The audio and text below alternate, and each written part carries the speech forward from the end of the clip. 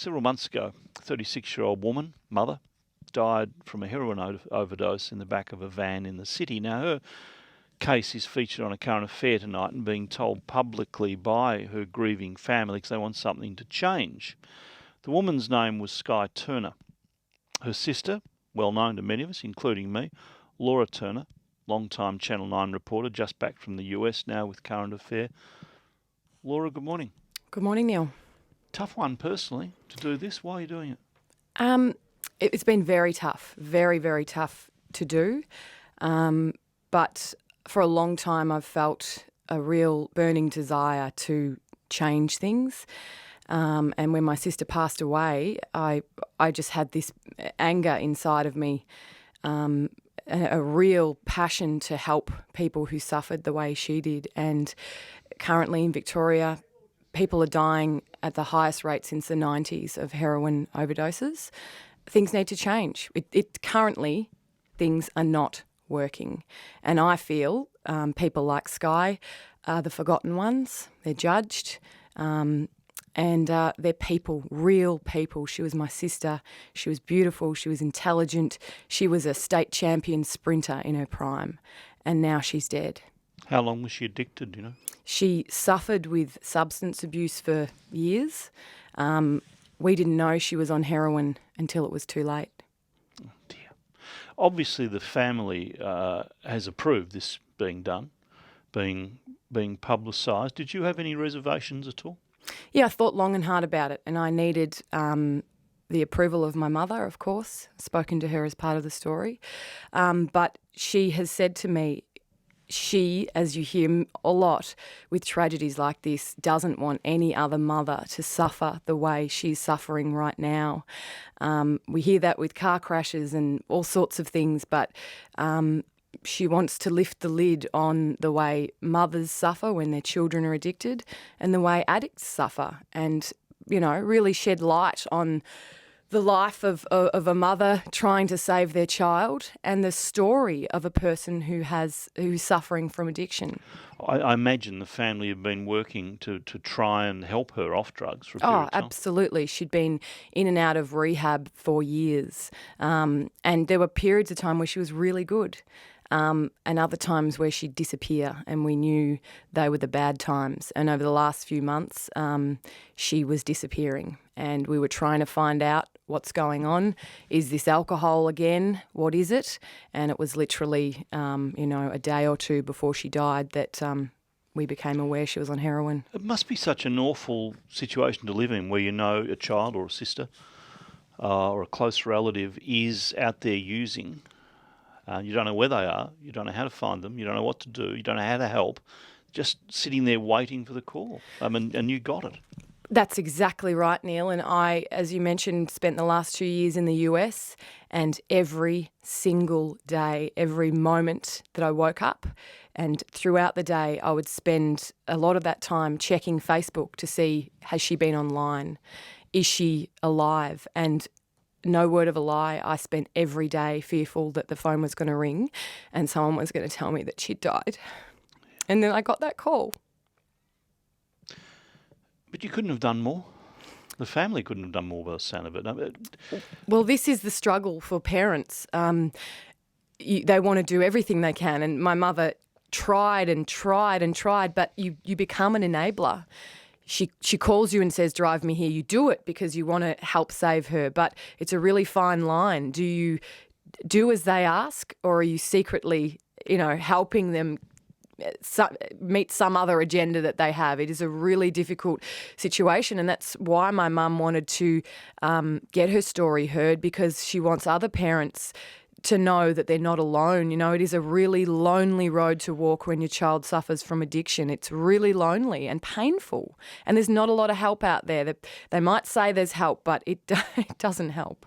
Well, addicts can be manipulative, they can be threatening, they can be dishonest, they can be all sorts of things, but as a parent you've got to cop it. Yeah, you do. And Mum copped all of that, but she's a child and she was trying to keep her alive. Skye was amazing, as I said, beautiful, artistic, very intelligent, but really suffered. She had serious demons in the end, mental health problems that, she tried to medicate with substances. So it's been a really trying time for us to walk the line between all of those issues. People judge drug addicts, and they probably, generally, there's not a lot of sympathy when a person overdoses, is there? Have you felt that? Absolutely, and that is part of our story tonight. My mother took Sky to hospital, and Sky threatened her own life in the hospital. She said, my life's not worth living anymore, I want to die. And Mum told the hospital that, please put her in a psych ward. And their response was, they all say that. And my mother said, my daughter's not they. She's not they all. She's a precious human being.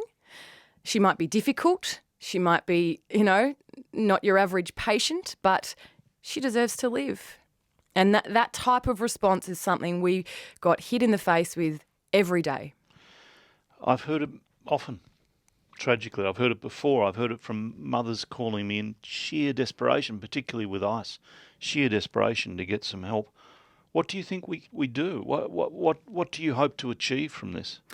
As I mentioned, it was a really hard decision to tell the world or whoever's watching about my sister having suffered a heroin addiction and dying from an overdose.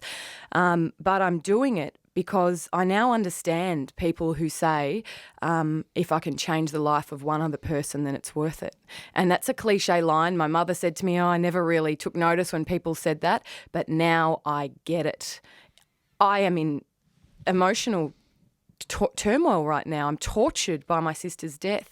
If I can stop one other girl in Victoria, in Australia, from going through what I'm going through right now, of wondering whether it's even worth getting up in the morning, then I will do it. And as far as I understand this issue, what I think needs to happen is a safe injecting room in Victoria. We've seen it in Sydney. It's been there 16 years. The results have been amazing. There's been not one fatal overdose there or in another centre like that in the entire world, of which there are 100, not one fatal overdose. Victoria doesn't have one. We need one. Do you think Sky would have used a safe injecting room? Yes, I do. My sister, as troubled as she was very vain and was afraid of dirty needles and wanted to protect herself, although she was, it's ironic, but she was a drug addict but still wanted to be safe and wanted to protect herself. And I do think that she would have used one, absolutely. I've been into the Sydney one before it opened 16 years ago. They're not very romantic or attractive places. There's a fear that they can still legitimise the use of such drugs. What do you think? I think that's a shallow understanding of the depth of drug addiction. This is often an issue that gets treated like a law and order issue. It's not. It's health. It's mental health. I've always said the issue of mental health is the root of so many evils in society. And I feel, I've lived this day in and day out. I've lived this issue. I've only got one sibling, and I have to now say I only had one sibling. My sister's in the past tense. How long have you been living it? When did you first realise there was a drug problem? How long ago? She struggled with drugs when she was in her late teens. Okay. She went up and down for years, good and bad. She worked for the federal government. She had a great job. She then went downhill again. Then she went uphill again. She was up and down all over for years. And the last few years have just been torture. So getting back to the point, it goes far deeper than saying to society, well, drugs are bad, let's not make people think maybe it's okay to use them by giving a safe injecting room to Victoria. It is such a deep issue that there needs to be compassion, there needs to be a new approach, and this needs to happen. Thank you for coming in. Channel 9, Current Affair Tonight. How's your mum going? Not great. She's, she puts one foot in front of the other. She says, she's got to get up every day for Sky's children, for me. She's doing extraordinarily well. I admire the way that she is surviving. But she's a mother who's just buried her oldest child. How are you going, the reporter in the middle of the story? It's been really tough, and putting this story together has taken every person in our office helping me. Generally you do a lot of it yourself. This has been a real team effort because it's been a very serious emotional journey. But I need to help other people, and I think Sky would be so proud of herself if she could help other people who might actually be her friends out there on the streets of Victoria. They might be her friends that she could save.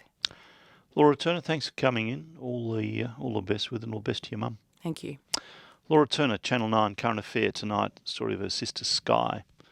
Your views in a moment.